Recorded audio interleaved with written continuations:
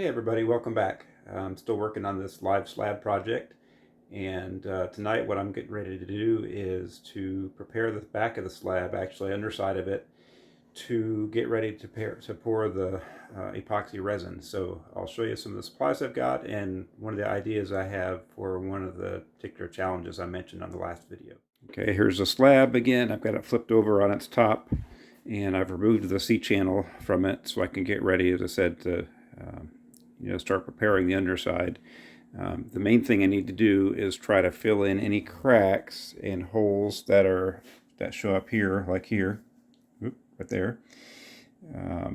And there's, I'm not sure how well you'll be able to see it, but there's some like little cracking kind of along the midline here. I don't know if that goes all the way through to the top, but once I'm pouring the epoxy on the top, you don't want to have stuff leaking through there. So I'll be taping those up just to make sure, again, there's no leaks. And then down here, I mentioned on the last video that I was going to have to use my router again to cut these slots after I pour the resin, because the gap, I'm not sure you can see, but this one, it goes, yeah, I can't really see it, but that crack actually goes all the way through to the top and then back here. So if I just put tape over here, all that resin is going to just flow into these channels and fill everything back up again, and I'll have to start that from scratch. But I've been doing some thinking, and which sometimes is dangerous.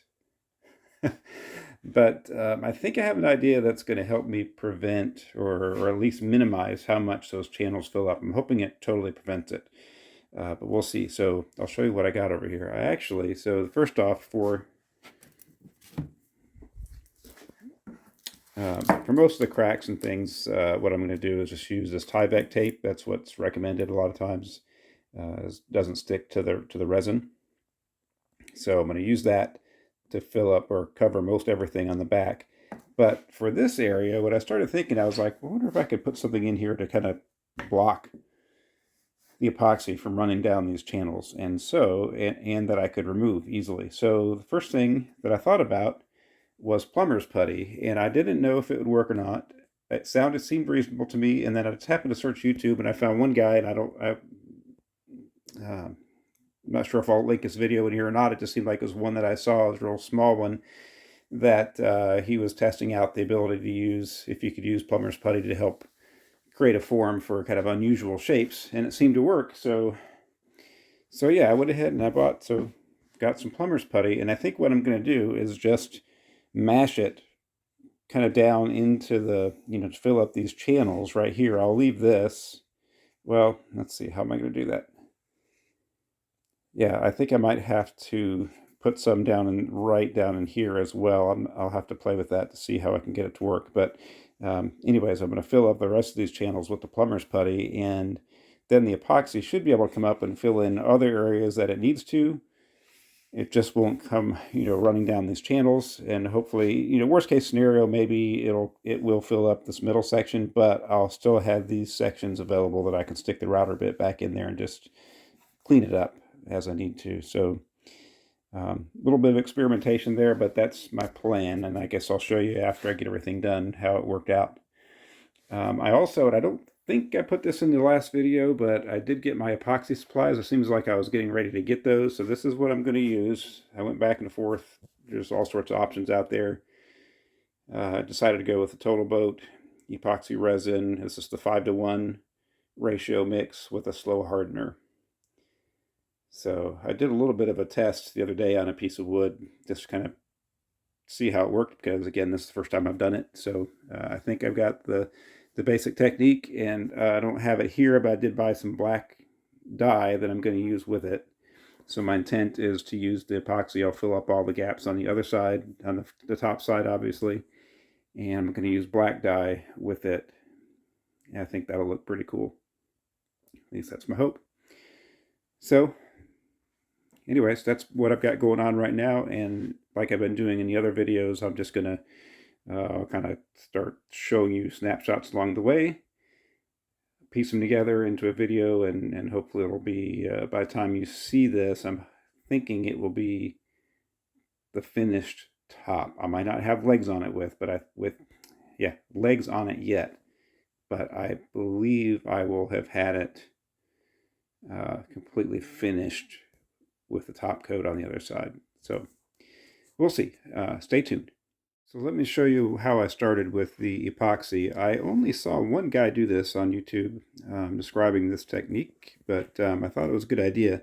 Not knowing, you do your best to try to clean out these cracks, try to get the dust out with a vacuum and brushing and whatnot, but when you pour the epoxy, I would guess it's probably more of an issue when you're using a clear epoxy, but I'm going to dye mine black, as I mentioned. So it may not be that big of a deal, but the guy mentioned it's probably a good idea to just paint. Over here, I mixed up a real small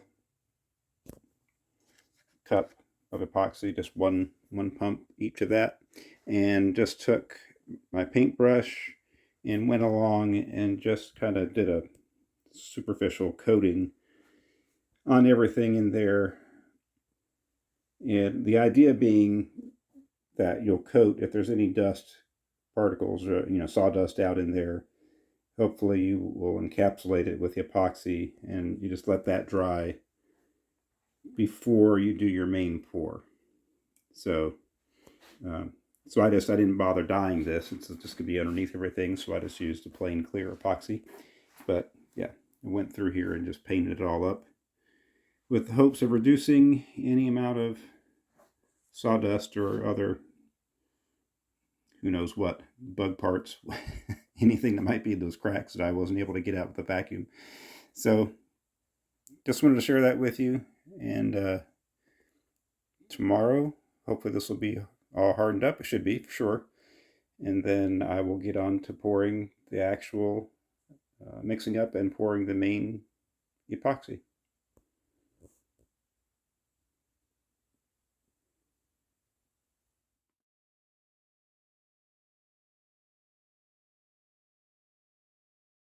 Good morning. Sorry if I'm squinting. I'm trying to get the best angle. It's pretty sunny out here, and I'm outside with the slab today because I've been doing some sanding, and I just didn't want to have all the dust in the shop, so I decided while the weather is a little bit nice, a little bit cool, but at least it's dry, I wanted to come outside and just keep the dust outside. So let me catch you up a little bit in terms of what I've been doing on the slab and how it's going, maybe some things I've learned along the way. Here's the current status on the slab. So you can see I've started sanding. I'm not sure how much time. I spent a couple hours at least out here yesterday. First big observation for those who have not worked with epoxy yet is the sanding takes way longer than you might expect. So, and I'll talk about the supplies here in a minute. I do want to, hopefully you'll be able to see here once I get repositioned. I'm not sure what the sun and the shadows are going to do here, but I did want to give you an update a little bit. See if I can do this with one hand. On here, hang on. Apologize for the angles, but I wanted to talk about a little bit about how the plumber's putty did on keeping the tracks for the C-channel cleaned out. It really did a good job. You can hopefully you can see there's a little bit of a void there where I guess the putty kind of went back in to the area alongside the channels. But in the channels itself, it really did well. It was a little bit of a mess to clean out afterwards. Not awful bad once I kind of figured. I used a screwdriver and kind of slid it down underneath it in the tracks, and it seemed like it worked pretty well. But it was a little bit of a mess to clean up. And I don't know if you can see it well enough in this video, but one thing I just noticed was you can see where it's a little bit darker alongside the channel. The wood is. I'm guessing that is, didn't notice it actually downstairs in the shop, but I'm going to guess that that's from the oils, whatever oils are in that plumber's putty that kind of seeped out along the edge in the wood grain there.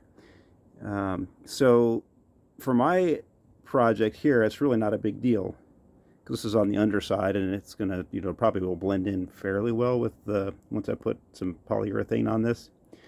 But I guess a word of caution, if you do something like that, I would hesitate to use it on the top side, on your finished surface.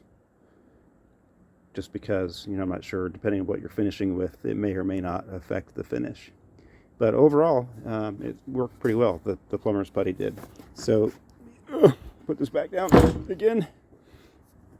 Okay, so a little bit more about the process I've been using.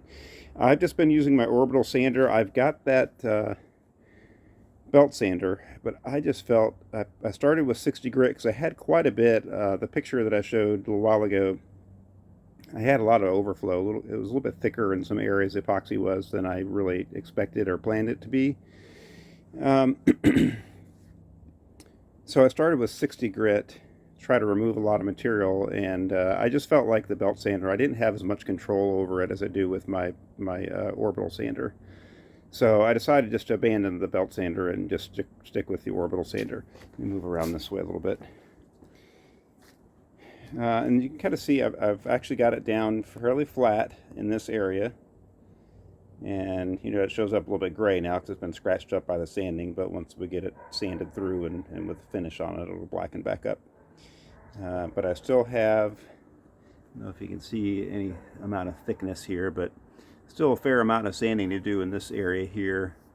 And then I haven't started on this end, but I'm more than halfway through with the sanding. And let me show you, let's see, hang on while I grab something.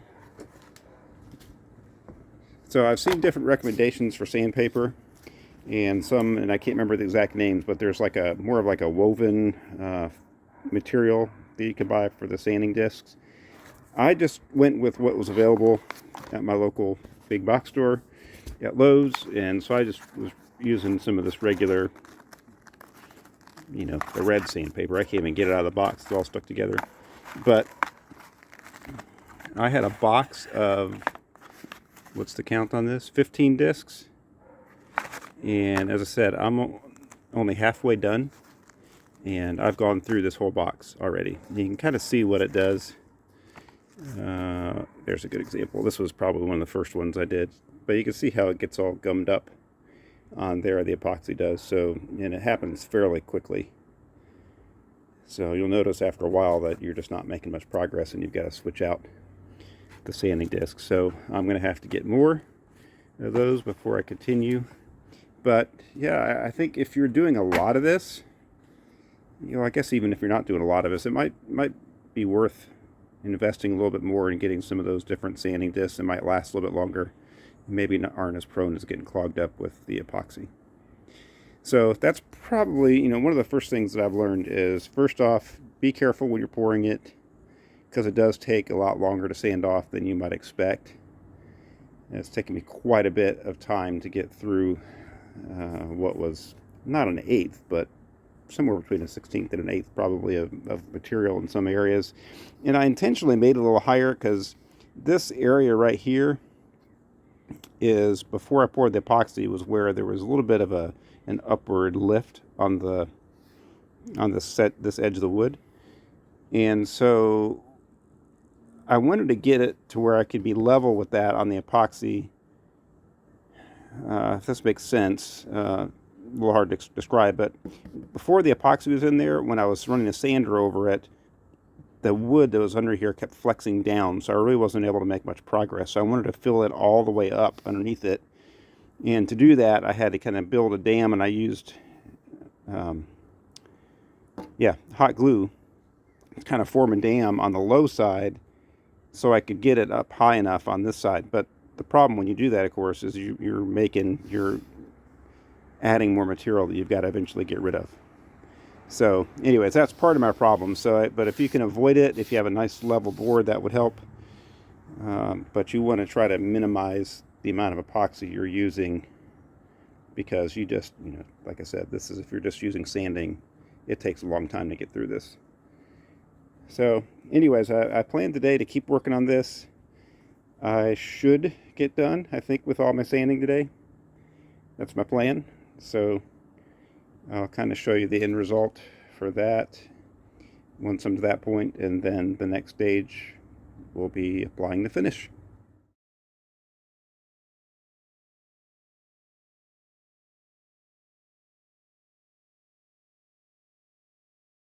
Okay, here's the finished product. We just kind of have it sitting here in the middle of the room. At the moment, we don't have a permanent spot picked out. I may go to the cabin.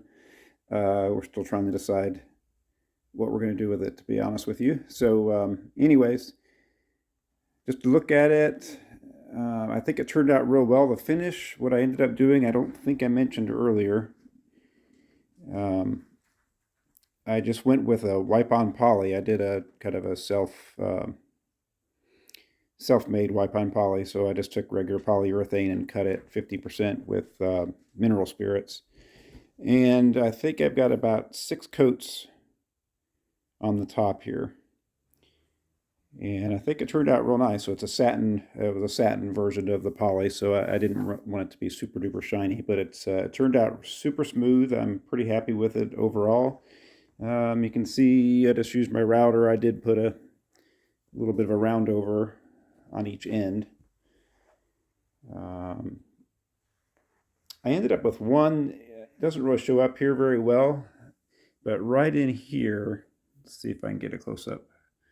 Yeah, I should be able to see it. There's one air bubble that I got as I was sanding through, and I actually had patched it or filled it with black super glue, but for some reason, I'm not sure if it just wasn't completely hardened or maybe didn't fill the entire cavity as I was sanding, that kind of collapsed. So, but I'm not going to mess with it. It just got to the point where I just felt it just looks like a bug hole at the moment, so I'm just going to leave it. Kind of matches some of the other holes that are already there. So, anyways, overall, I'm pretty happy with it. I went back and forth about what I wanted to do for legs. You can see I decided finally just to go with the black gas pipe and the iron fittings with that. And it's 3/4 inch pipe, and I just assembled those and screwed them to the underside. Let's see if I can get a picture here. Yep. Actually, I'm still missing some screws. I didn't have the right screws, to be honest with you, so I just kind of used what I had sitting around. I needed to replace those screws. But anyways, I think overall, I think it looks real good. I'm happy with it, as I said. I'm not sure what I would do differently outside of the things that I've already mentioned earlier in the video as far as some of the sanding goes. Using different sandpaper, I think, would be good just to kind of reduce the amount of supplies you need overall. But yeah, that's it. So anyways, I hope you found this fairly informative, useful, if not entertaining. But that's my first crack at the using a live edge and the epoxy. So I hope you enjoyed it, and hope to see you back at the little cabin on the hill.